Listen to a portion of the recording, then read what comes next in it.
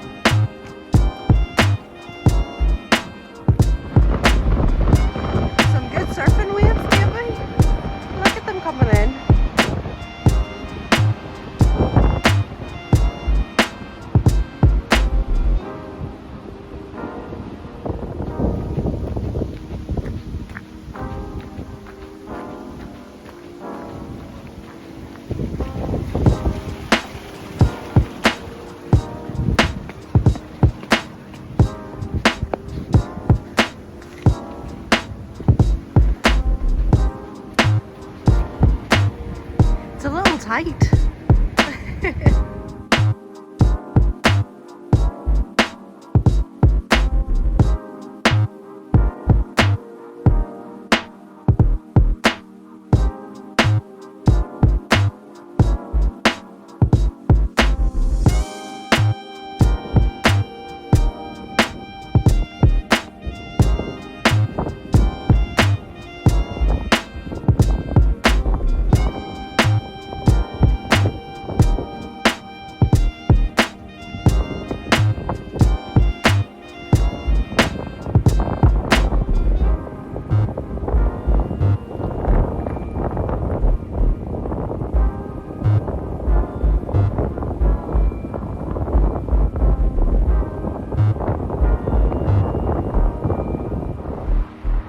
The wee house down there is Port Moon and you can actually stay in it. It used to be a fisherman's cottage and there's been a fisherman's cottage there for over 200 years, which is pretty cool. So you hike down and then you can stay overnight down there. Pretty cool.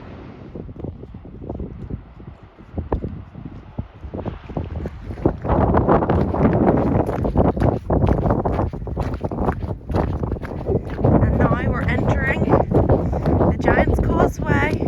This is a World Heritage Site, so it's really good. I really like this part. This is the amphitheatre part of the Giants Causeway, and you can see all the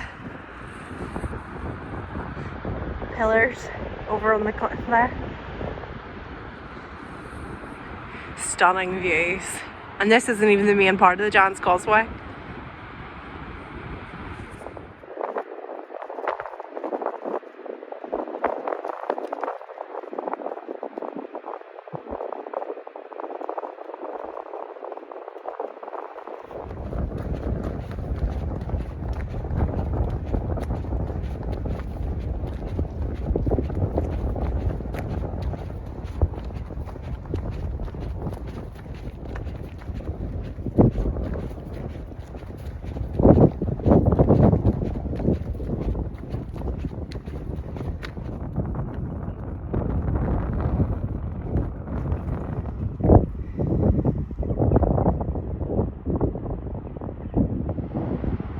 Down below us there, with all the people on it, that's the Giants Causeway.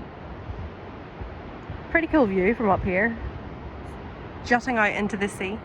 A little bit about the Giants Causeway. It was formed because of a volcanic eruption here thousands and thousands of years ago. But what we like to say is it was actually built by a giant named Finn McCool, and he wanted to battle a Scottish giant, so he built a bridge over to Scotland, with these hexagonal pillars, and when he got over to Scotland he realised the giant was massive. He was never going to be able to beat him, so he ran back home, smashed the bridge on his way, and then hid and pretended to be a baby. So when the Scottish giant came over and saw what he thought was the baby of Finn McCool, he was like, oh, I don't want to fight this guy, and he ran away and destroyed the rest of the bridge. So that's why we have the Giants Causeway today. Fun little fact.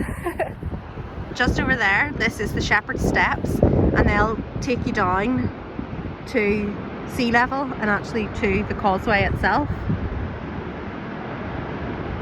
if you wanted to go down, but the official Ulster Way goes along the top of the cliffs here, so we're going that way today. I thought this was pretty cool, so it kind of shows you the map of everything, but also in the distance there's nothing there until you get to Iceland, which is 1,281 kilometers away.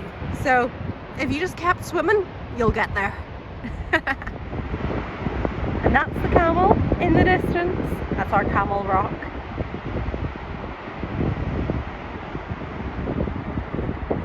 There's the coast all along. There's a lot of people don't realise this, but where they're walking right now, just behind me here, it's actually the roof of the visitor centre. So the visitor centre is underneath us right now, but they've built it into the cliff, which I think is pretty neat. We'll be keeping an eye out for giant basking sharks. Ah!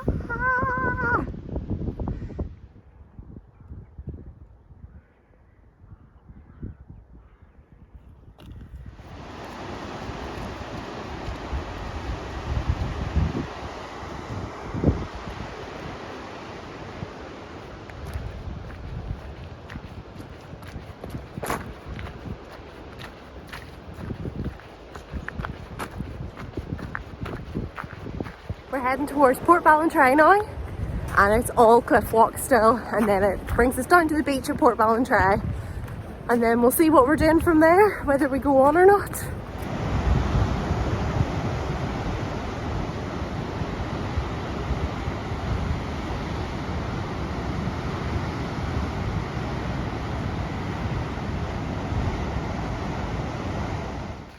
Following the Bushmills light railway into Ballintoy now, and we've got the beach on our right, but it's hidden at the moment, but I'll show you it when we get there.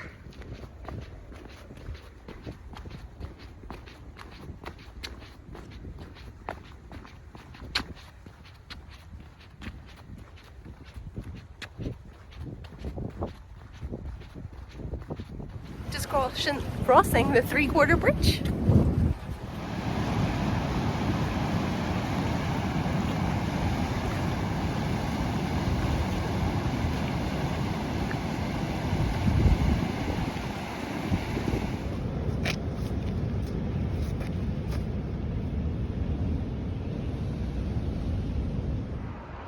How cute these wee houses are, with their little thatched roof. Adorable. We've just left Portballintrae behind us, and we thought, oh, road walk out of the town, maybe there'd be no footpath, but there's literally a walled off bit and everything. Great. So happy enough to walk along a footpath rather than on the road itself. Plus we've got these views. Our first look at Dunseverick Castle, perched on the edge of the cliff. Pretty impressive. Pretty impressive how much is still standing from like the 15th century. And the views are amazing.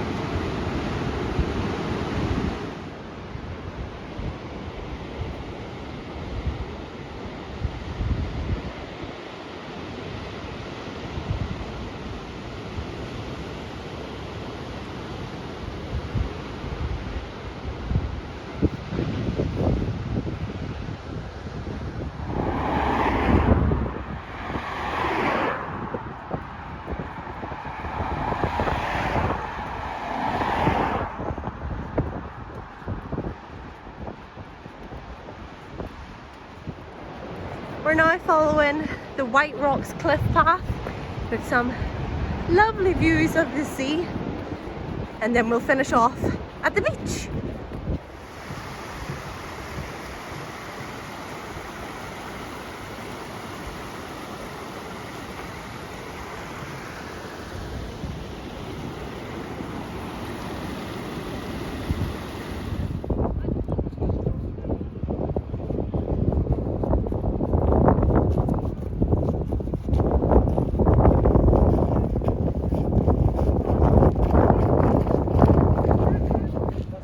We're going to finish off here today at Whiterocks Bay, and we'll pick up here next time and finish the Causeway Coast Way. It was a nice day. It's starting to rain now, so it's a good thing we're finished.